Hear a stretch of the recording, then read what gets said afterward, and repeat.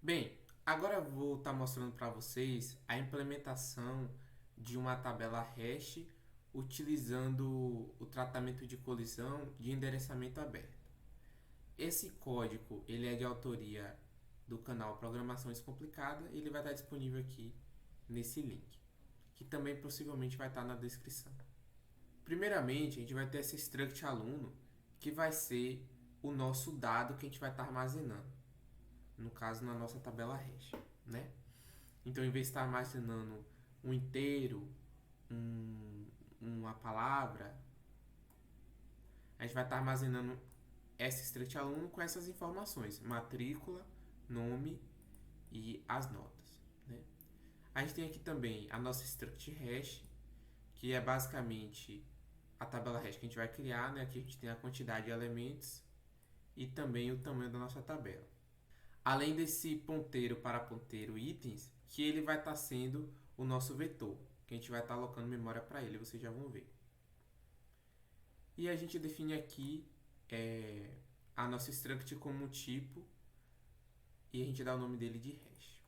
Aí, como vocês podem ver nessa função aqui, criar hash, a gente vai estar passando o tamanho da nossa tabela que a gente quer e a gente vai estar alocando um espaço nesse ponteiro aqui do tamanho do tipo hash, né? Então a gente está definindo aqui um espaço, reservando espaço da memória que caiba dois inteiros, né? Quantidade e table size, e também um ponteiro de ponteiro para aluno, que seria isso aqui. E aí, se essa alocação de memória for bem sucedida, deixa eu afastar aqui um pouquinho. Se essa alocação de memória foi bem sucedida, o que é que acontece? A gente vai pegar a nossa tabela que a gente criou, vai definir o tamanho dela como o tamanho passado aqui na função e a gente vai alocar, né, no nosso vetor, e a gente vai alocar no nosso vetor itens, né? Lembra que itens é um ponteiro de ponteiro? Então a gente vai alocar para ele um vetor do tamanho da nossa table size e onde cada posição dele vai ter espaço de memória para armazenar um dado do tipo aluno, né? Da nossa struct aluno. E aí, depois que a gente aloca toda essa memória aqui, a gente verifica, né, se foi tudo certo.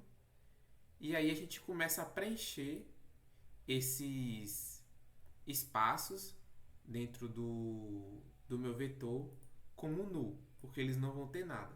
Isso aqui é meio que para remover o lixo da memória que poderia estar neles.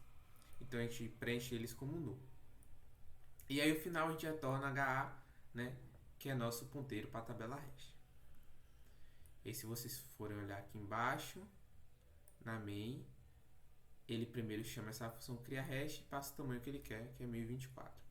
E aí essa tabela aqui agora está armazenando a nossa tabela hash. Até então, vazia. Basicamente, essa função aqui, libera hash, ela vai pegar a nossa tabela e limpar ela da memória, né? Então, primeiramente, o que ela faz? Ela percorre todos os elementos do nosso vetor, né, itens, e ela vai dar um free neles, né, vai liberar o espaço da memória deles. E depois disso, que ela libera o espaço de todos, ela vai lá e libera o espaço do próprio ponteiro para a nossa tabela. Aqui a gente tem uma função bastante importante. Vocês lembram no slide que eu falei que a gente precisava, sempre que a gente tinha uma chave que era uma palavra, um string, a gente precisava converter ela para um inteiro? Então, é justamente isso que essa função faz. A gente passa um string para ela e a gente vai pegar essa string e vai converter ela em um valor, né? Primeiro a gente vai pegar o tamanho dessa nossa string e a gente vai percorrer cada caractere dessa string, né? Já que um string é um vetor de caracteres.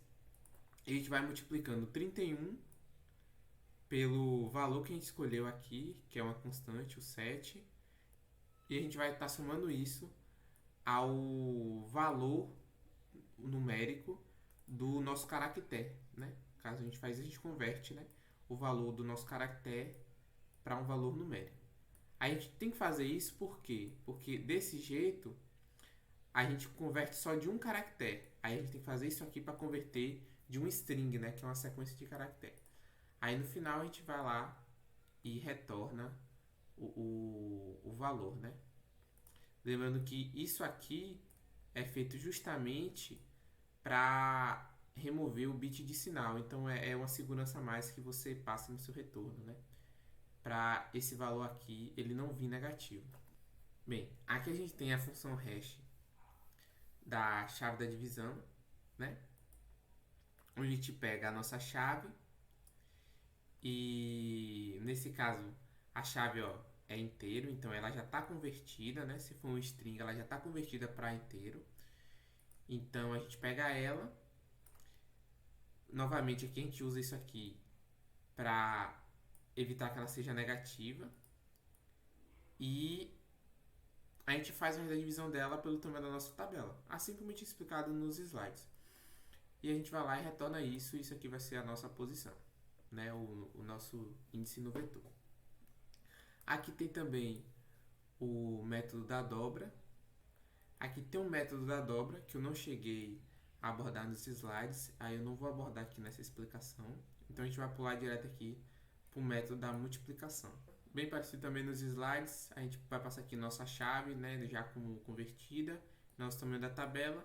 A gente vai pegar aqui uma constante a e dar um valor para ela, né? Nesse caso aqui, esse valor ele é o resultado daquele valor lá que eu falei que era recomendado, né?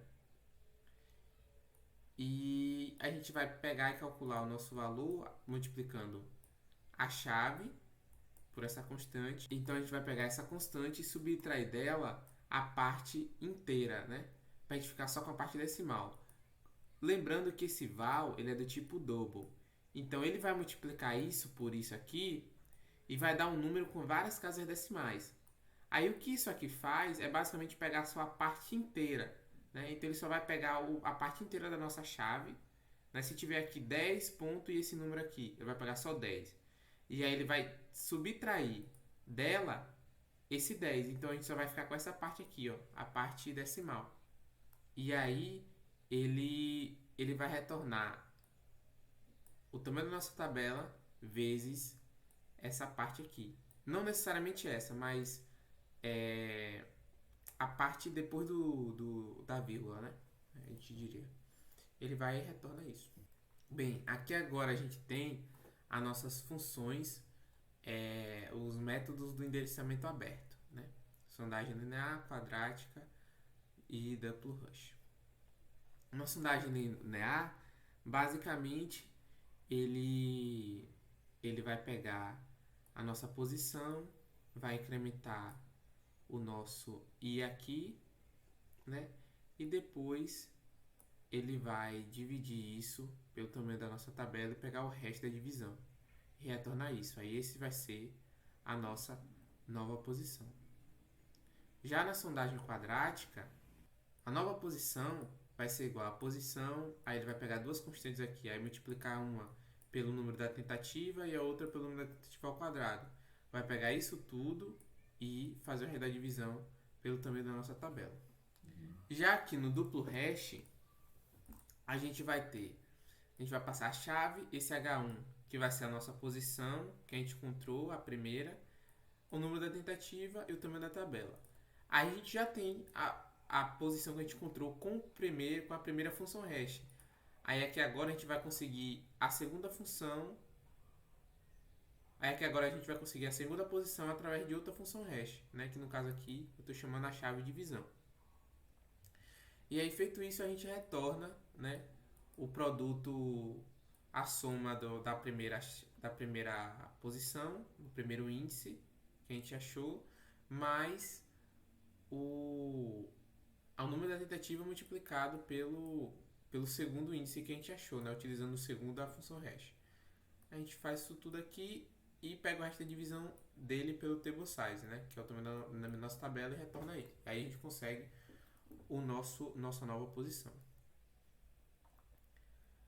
E aqui a gente tem nossa função de inserir um endereçamento aberto, né? que basicamente como é que ela funciona. Primeiro a gente vai verificar se nossa tabela existe, né? Se está tudo certinho com ela. Se estiver tudo certinho, ela não entra aqui, então a função continua, né? A execução continua. Aí aqui a gente tem que a nossa chave vai ser a matrícula, né? Porque para a gente inserir, o que a gente passa? A gente geralmente tem que passar a chave e o valor que nós queremos armazenar naquela chave. Mas como aqui é aluno, dentro dele já tem o próprio valor da chave, que vai ser a matrícula aqui que ele vai usar, então ele passa direto aqui só a struct aluno, né? Só um dado do tipo aluno, do tipo struct aluno. E aí a gente pega a matrícula desse dado e a gente vai e atribui ela à nossa chave.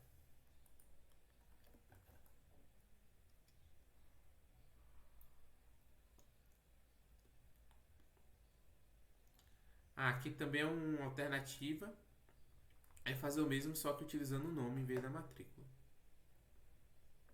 Só que aqui veja bem, ó, ele pega e converte o valor do nome, porque aqui a nossa matrícula ela já é inteiro, ó, se a gente for olhar aqui, a matrícula já é inteiro. Então se a gente fosse utilizar o nome, a gente utilizaria a função valor string que eu tinha explicado mais cedo. Aí aqui a gente tem o seguinte, a gente vai pegar a nossa posição, calcular, né, em cima da nossa chave, utilizando uma das funções hash, no caso aqui a gente está utilizando chave da divisão, e vai guardar isso em pos, né? E aí ele vai entrar nessa estrutura de repetição e ele vai tentar inserir o nosso elemento, né? O nosso elemento aqui do tipo aluno, né? Isso aqui. Ele vai tentar inserir nisso na nossa tabela. E para isso, ele vai ficar tentando até a hora que ele conseguir inserir. Se ele chegar ao número de tentativas, ele ultrapassar o tamanho da nossa tabela, que é o que isso aqui condiciona, aí ele vai encerrar isso aqui e vai retornar zero, porque não foi possível inserir o nosso elemento. Porque a tabela já está cheia. Então o que é que ele faz? Primeiro ele faz aqui uma sondagem linear, né? Aí lembrando que é o seguinte, se por exemplo ele vai inserir numa posição e essa posição está vazia, o resultado dessa sondagem linear e de qualquer um dos outros tratamentos, sempre na primeira vez ele vai passar por eles, só que ele vai dar o próprio valor aqui do pós, né? Esse valor só altera na segunda tentativa, a terceira e assim em diante. Mas na primeira sempre vai ser o mesmo valor. Então ele vai aqui pegar a posição, né, a nova posição, salvar aqui new post. Ele vai tentar inserir o dado nessa posição. Aí se ele conseguir inserir, né, porque ele tem que verificar se está realmente vazia. Se tiver, ele vai faz a alocação de memória aqui, ver se foi alocado certinho o nosso struct aluno. Ele troca os dados, incrementa a quantidade de itens na nossa tabela e aqui ele coloca na nossa posição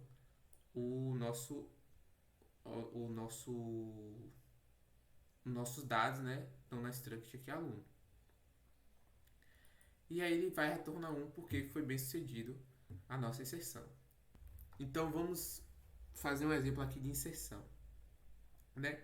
Digamos que o file seria um aluno e aí a matrícula dele ela me retorna uma chave e aí a conversão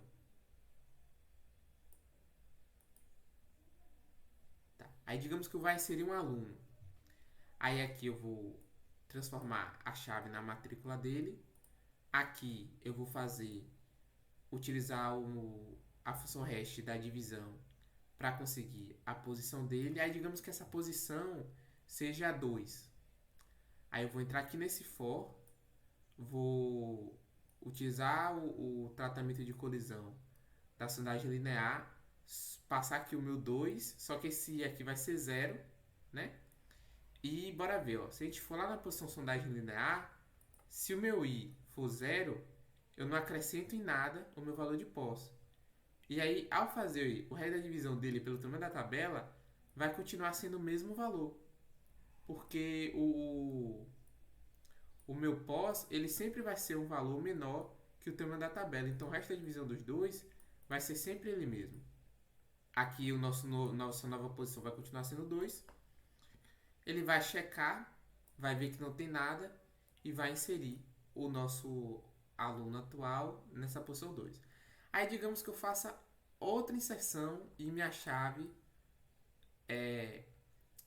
com outra chave aqui, outro aluno, só que por um acaso a posição caiu a mesma, né? Fiz aqui o método da divisão e deu a mesma posição, deu 2 também. Aí ele vem aqui, entra no for, aí ele vai fazer o método da sondagem, vai colocar lá 2, vai passar 2 e 0 de novo, isso aqui vai ser igual a 2. Aí ele vai vir aqui e vai verificar no meu vetor itens, se na posição 2 é vazio. Aí ele vai ver que não é vazio. Então isso aqui não é executado. Ele torna ir para outra repetição do for. E aqui o meu i vai passar a ser 1. Só que quando ele passa o pós aqui, vai passar na posição 2 e o i igual a 1, ele já altera. Cadê? Ele já altera aqui na nossa sondagem linear. Ele vai pegar 2 e somar mais 1. Então isso aqui vai ser 3. E a gente fazer o resto disso, com o tamanho da nossa tabela, já não vai dar mais 2, vai dar 3. Então ele já pega outra posição. Cadê? Aqui. E ele vai verificar, na posição 3, tem algum elemento? Não, então ele vai inserir nela. E ele vai fazer isso sempre que, enquanto ele não achar um espaço, ele vai fazer isso. Até alcançar o limite de elementos da nossa tabela. Que se esse i aqui ele chegar ao valor do nosso table size, é sinal que a tabela está cheia, então não tem como inserir mais nenhum elemento. Bem, aqui agora a gente tem a nossa função de busca, né?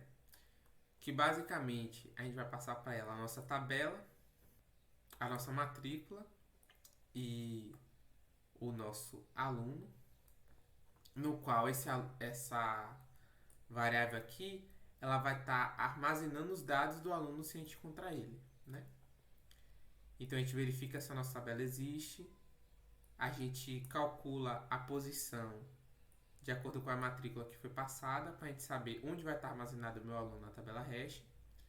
E aí a gente faz o seguinte, a gente entra nesse for para ver o seguinte, se no caso esse aluno, quando eu for inserir ele, deu alguma colisão, então o jeito de a gente saber onde ele está também é utilizando a sondagem linear. Por quê?